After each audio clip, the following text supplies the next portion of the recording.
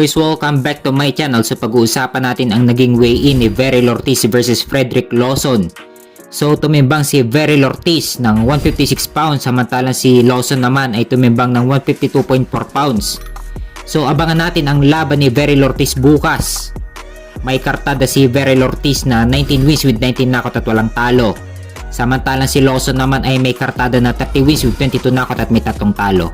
Kaya abangan natin kung mapapanatili ba ni Veril Ortiz ang 100% knockout percentage niya. Sa super welterweight division na nangangampanya si Veril Ortiz. Pero ang timbang niya mas mabigat pa sa 154 pounds. Wala namang problema sa timbang niya sa ngayon dahil wala namang titulong nakataya.